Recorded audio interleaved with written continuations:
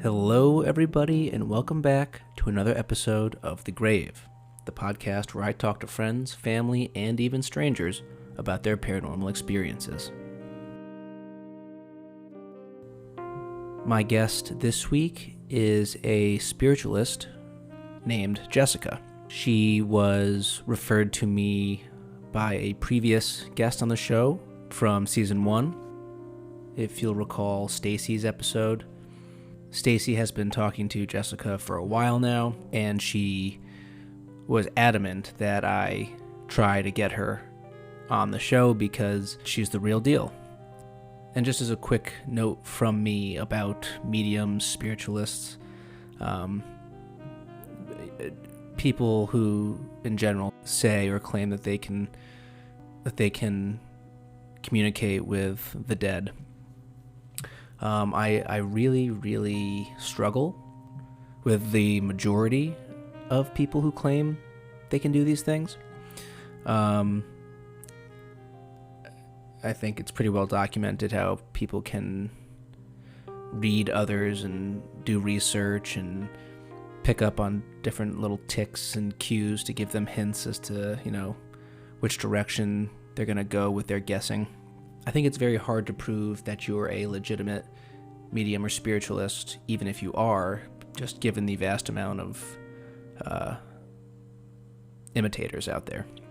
But with that said, after speaking with Jessica, I found her to be 100% credible, and in my eyes is absolutely the real deal. So this episode, again, will be split up into 2 parts. So you'll get a double dose of Jessica for this week and next. So, without further ado, I give you Jessica.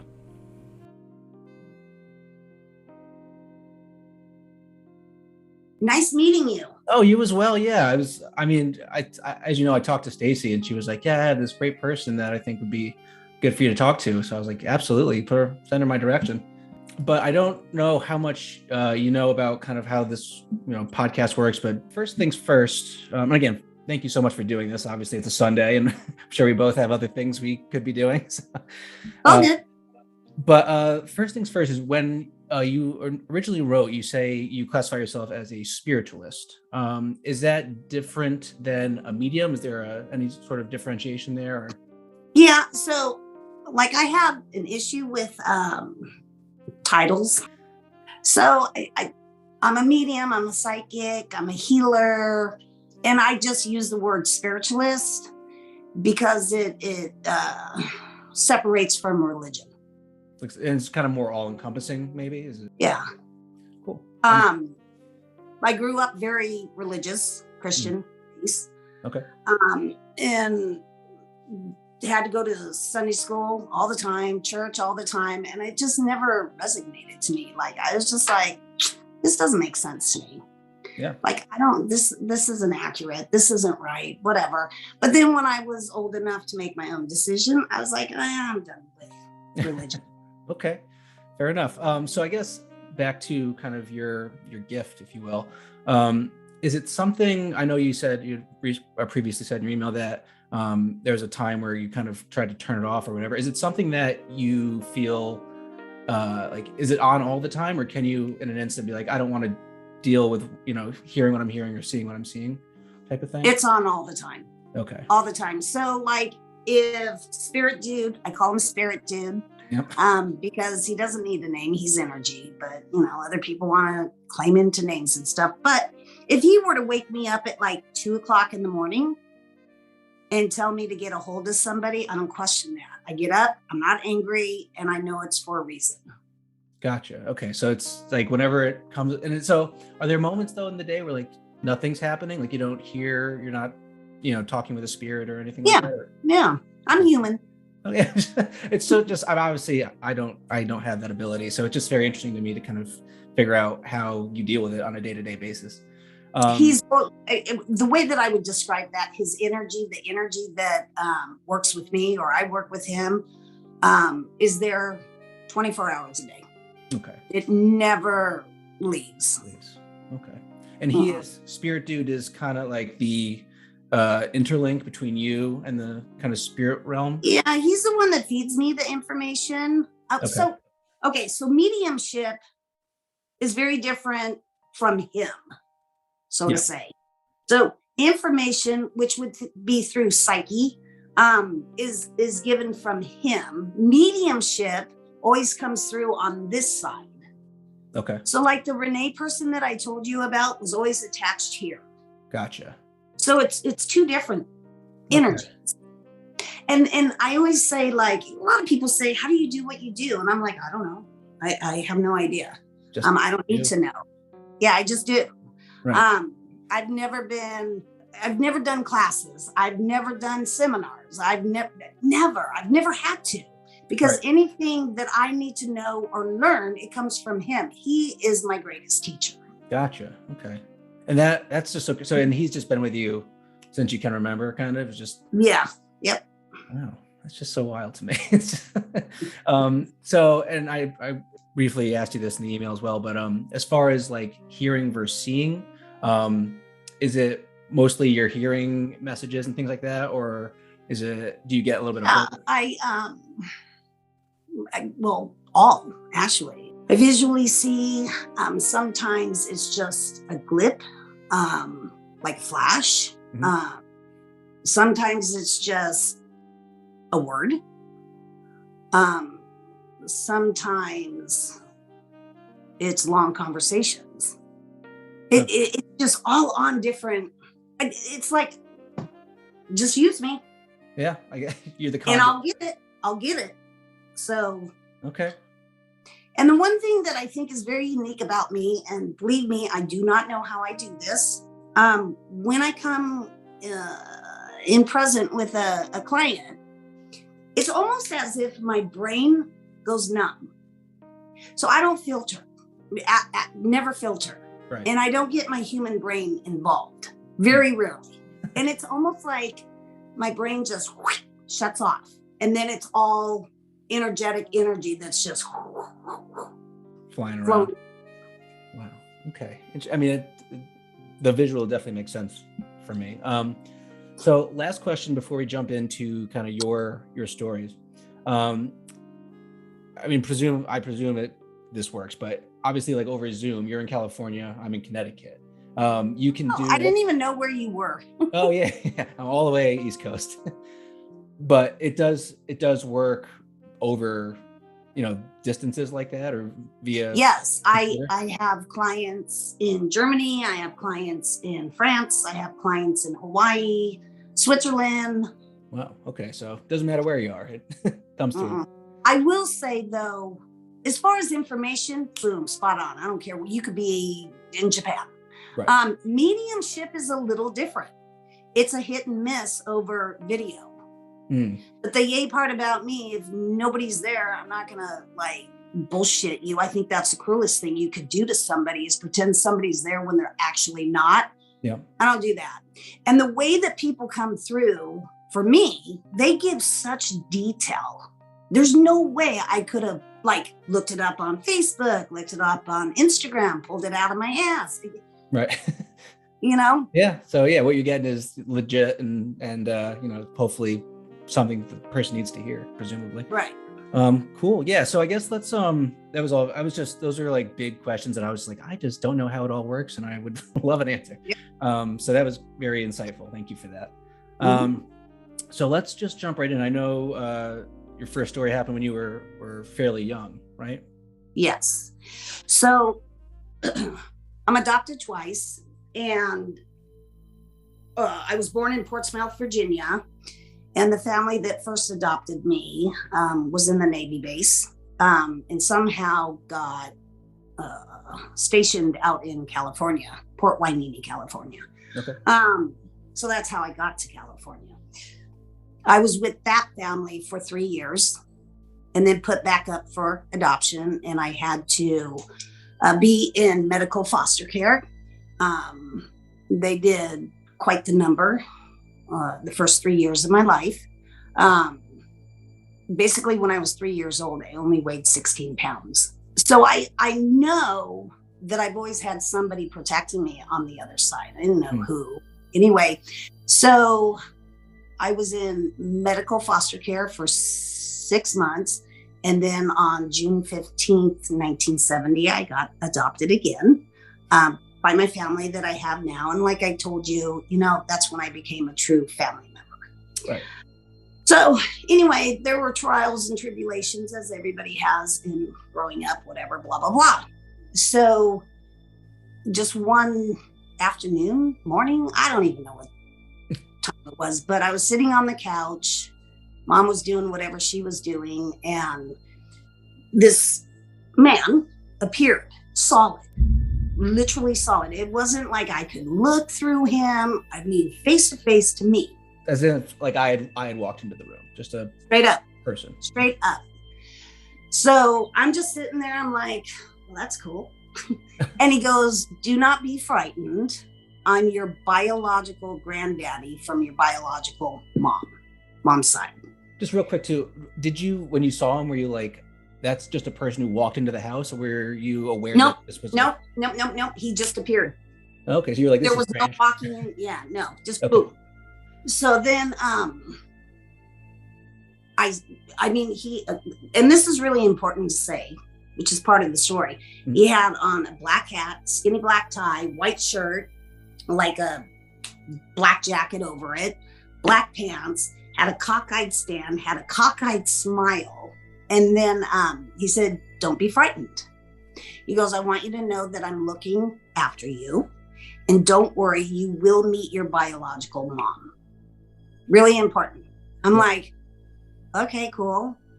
So I had to have been, I really don't remember the age I was. I probably between 10 and maybe 15. I don't know. I really don't.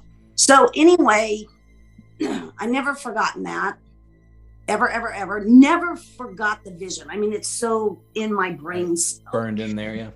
Right. So when I turned 29, I think that was 1996. I think it was 96. I met my biological mom and all my sisters, mini sisters, and one brother. When I met mom, biological mama, I asked her, I'm like, can you please show me a picture of your dad? And she goes, I don't have one. She goes, let me call your uncle, which was her twin, and tell him to bring one over. I'm like, okay. Mind you, he's not there yet. Right. Okay. So anyway, he comes, I meet him, he hands me the picture. Josh, I swear to God, I had never had so much chills on my body. I mean, from head to toe. It was like, yeah. And I still get them. He handed me a picture of Granddaddy, and it was exactly what appeared to me so many years ago. Right. Yeah. That's wild. And it baffles me still to this day, because how did he know that picture was going to be given to me? I mean, the cockeyed stand and the cockeyed smile and the whole attire was insane. I was like, whoa, that is so cool. Yeah. So that one was like, yeah, I can't debunk that one. No, it'd be hard to, because you obviously had never even seen him before. So the picture after the visual. So I was born in 1967. He died in 1968. Oh, okay. So there's no way. Yeah, you just never met him at all. No. Yeah. So that was probably that I remember the first time that I could see the dead. Now, I know I've had energy around me forever. Right. You just felt it. Yeah, that I know for a fact. What it was, I don't know. I was a child. So that was my first true experience with the afterlife. Cool. Yeah. I mean, great start. Great start. And then, my journey and the ins and outs and the spiritual and the religion and all this stuff. Pretty much probably in my 20s, I tapped more like really acknowledging that something was different with me. Something was off. And honest to God, this was so natural for me, like breathing, like hearing people's thoughts, knowing what was going to happen before it happened, seeing the dead. I thought everybody could do that. I swear to God, it baffled me when I figured out you can't do that. Why can't you do that? Just do it. Right. Yeah. What's wrong with you? What's wrong with you? So, but it was in my 20s. I started becoming more aware that there was something different about me than most other people. So that started me on the path of more spiritual, metaphysical, new age, blah, blah, blah. Sure. So we had, this is kind of funny. I just want to share this. We had a metaphysical bookstore called the Akashic in town. And I used to go there because my boyfriend used to work there. So I used to go in there and I would watch the people in the bookstore that work there. And they're like, oh, hugs and love and fake as far as I'm concerned. You know, it's just like, And I would go in there and I would watch them. And I'm like, God, if I have to act like that to be spiritual, I don't want to be spiritual. Yeah. Because I'm not that kind of a person. I'm just like, no. So anyway, you know, I had my ups and downs with spirituality. There are times I walked away from it. There are times I shut it down, which is basically I rejected it. I think it was about the age 42. I came back into spirituality and kind of like owned. Like my life was good, but there was always that knocking shit. Like, hey, enough with let's get on the path. Right. So finally one day and this is important, I did not have a client. I had not read a client for years. Back from the experience with South Carolina. And I'll get into that. But I surrendered 100% from the gut. I was not happy about it because this life is hard. Yep. And within 3 minutes of me fully embracing, taking full responsibility of why I'm here on this earth, I got my first call for a reading. Wow. Okay. 3 minutes later, I'm like, damn. Yeah. And from that moment on is where we are coming together. I mean, it just, So the one time that I walked away from spirituality is that I went to South Carolina. Never been there before in my life. And my friend had talked to some coworkers of hers saying that, you know, my friend's here, she's psychic, she's this, she's that, whatever. Yeah. And the one friend of hers is, can she find people? And Michelle's like, I don't know. So she asked me and I'm like, sure. Yeah, bring her. So they came over on their lunch break and I said, do you have a picture of her? And I took the picture. Backing up, she had not heard from her sister in 2 years. They did not know whether she was alive or dead. They didn't even know if she was in the state. They didn't know nothing. Dead silence. No idea. 2 years. No idea. So I took the picture and I looked at her and I looked at the picture and I said, she's still alive. She's in Charleston. And if you take me to Charleston, I'll take you to her. That was a Wednesday. And then on Friday, they got off work. It was around 5. And we went on our journey to Charleston. And I said, when we find her, she will be in a low-graded bar, drunk off her ass. Guarantee. Okay. So we get to Charleston, and from Orangeburg, it was like about a 45-minute drive, if I remember. Can I stop you just real quick? When you're getting this information, the bar and that she's in Charleston, is that from Spirit Dude coming through? Oh, that was visionary. Oh, really? Right. It was both visionary in that moment. And then like when we were going to Charleston, I was just like, turn right here. Like I heard. Right. So it was both. Okay. Getting it both ways. Gotcha. Right. So then we get to Charleston. We went to a couple low-graded bars, not there. And I said, turn right here. And then the bar was on the left-hand side. So, well, it baffles me how I can do this stuff. So anyway, we park, we go in, and sure as shit, she's sitting at the bar, drunk off her ass. Boom. Right. Nailed it. So then that was one, I think the first that I ever found somebody. So I ran outside in the parking lot and I jumped up and down. I'm like, how the hell did I do that? That's insane. Right. Accomplishment. Yeah, it's huge. Accomplishment. Woo! Let's celebrate. Well, what happened is, which made me very sad, is that the friends of Michelle kind of went way back from me. And I'm like, what's going on? And then, and giving me weird looks, like, and I didn't understand. And Michelle informed me, they think that you work for Satan. And it broke my heart. I'm like, that's bullshit. She came to me. I didn't seek her out. Right. Yeah. So after that, I shut down. Right. And you just get done a huge solid for them. Like huge. Yeah. And then, but they couldn't comprehend. Well, right. I couldn't comprehend how I did that. Everyone was baffled. They shunned me after that. And it broke my heart. And then I thought, I'm done. I'm not doing this anymore. This is the reactions I'm going to get. No. Yeah. Okay.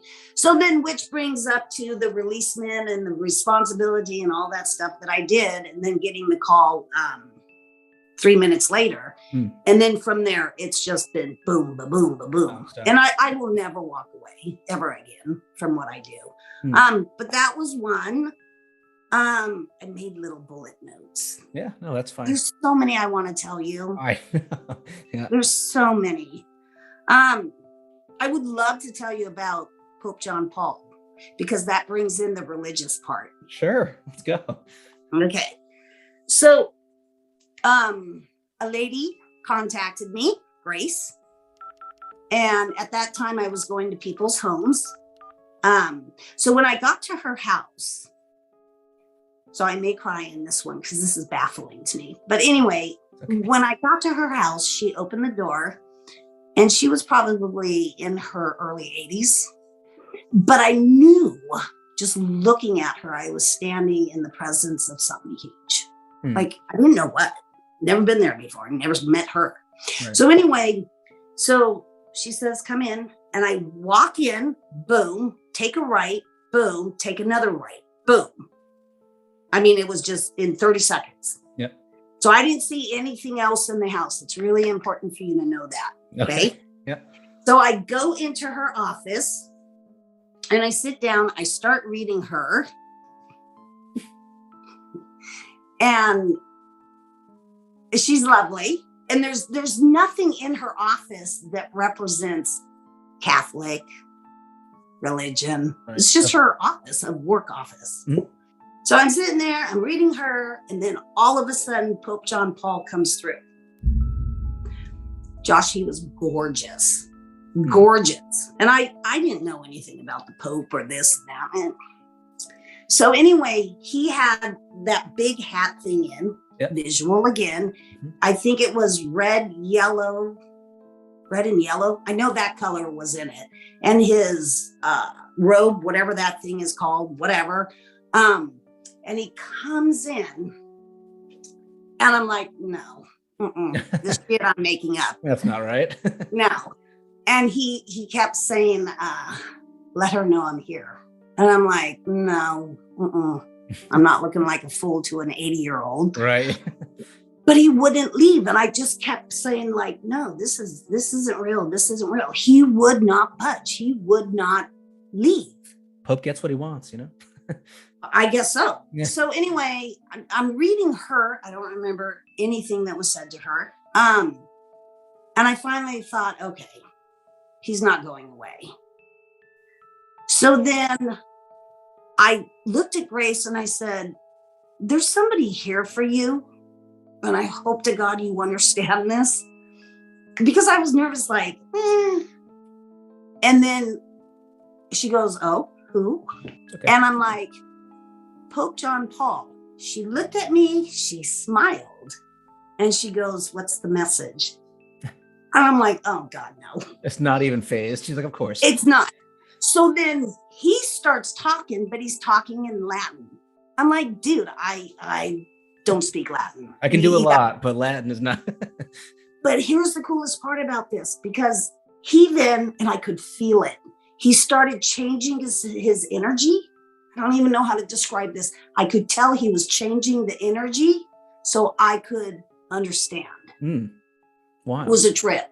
Yeah. So anyway, I remember, and this is really important, I remember I got up from the seat, kneeled to Grace, took her hands, and whatever the message was, because I don't remember, was given to her. Okay. Yep. And then I was done. And in the mind, I'm thinking, this is not happening. This is just crazy. Yeah. I sit back in my chair. Pope turns around, faces me, puts his hand on my head and said, many blessings to you. Wow. And then poof, gone. Look, I'm getting chills. Now I've got tears just going down my face. Okay. Yeah, it's an experience. Mind blowing. Yeah. So then I'm done with the reading. I'm still tearing. She's just smiling. And the reading's done. Okay. She goes, come with me. And I'm like, okay. So we get up, we go out the office, turn left, turn right, go all the way around, because she had kind of a big house. There's no way I could have seen this. Yep. And she shows me a picture of her and Pope John Paul. Wow. He was my friend. We were friends. That's crazy. Is that insane? I mean, it's huge. Yeah.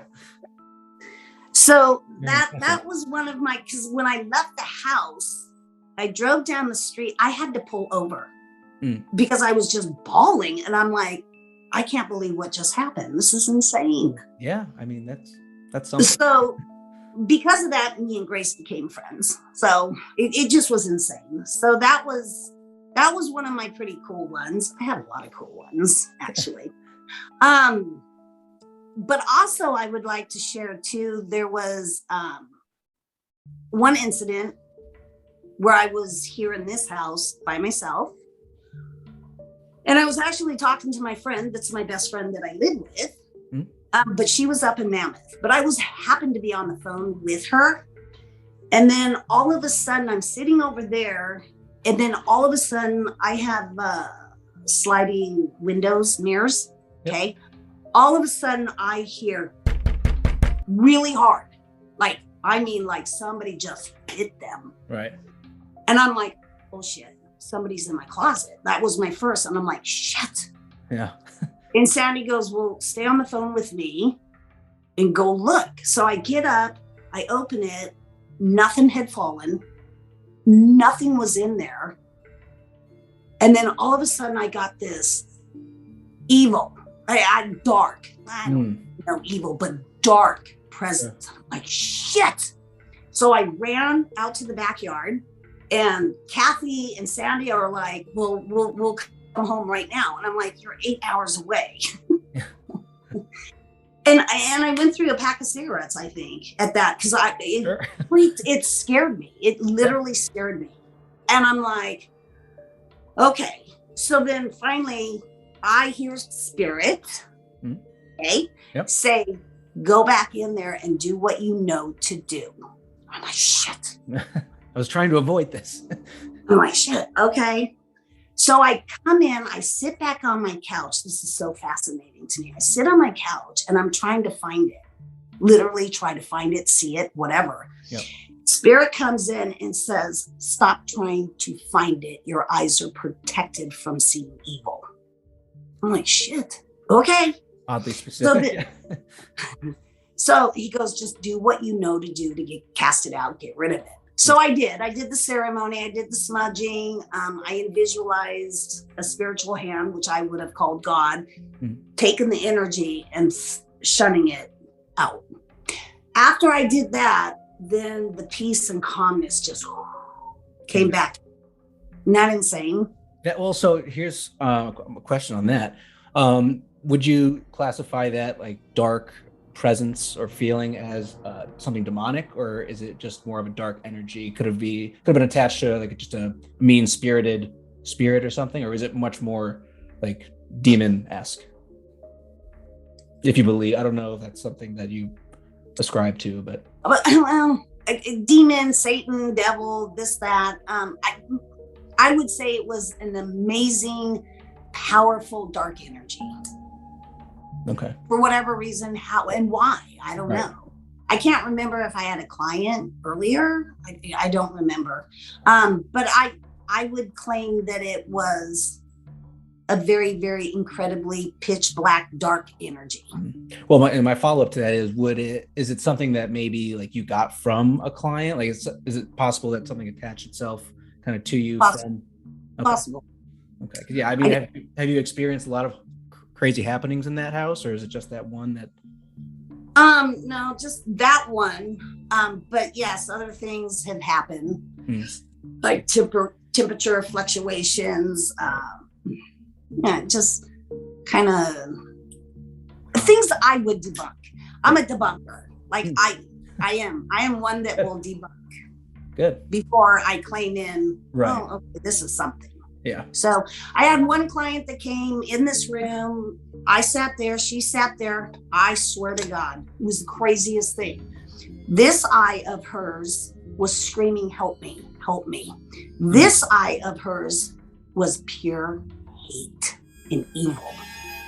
It was insane. And I'm like, have you ever felt like you have something negative attached? She goes, yes. And things were happening to her. And I'm like, we need to get you out of my house because I'm not having you in my house. Right. With that. Yeah. So I worked with her, and then like over time it went away. She ended up getting married. She ended up having a child. It was weird seeing human eyes with one screaming, help me. And then one just saying, fuck you, I hate you. Like, was it more like human spirit and the help me eye and like dark? Oh, okay.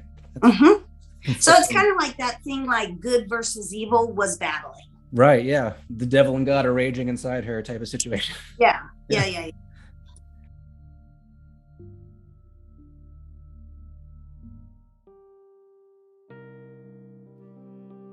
All right. So that is going to wrap part 1 of Jessica's episode. Like I said in the intro, we will pick back up with Jessica next week as she tells us one of the craziest experiences I've ever heard from a spiritualist or a medium. So I really hope that you guys come back for that. I think Jessica is a very interesting person and someone who obviously has seen a great deal of life and, has gone through her own trials and tribulations, and both as a person and spiritually.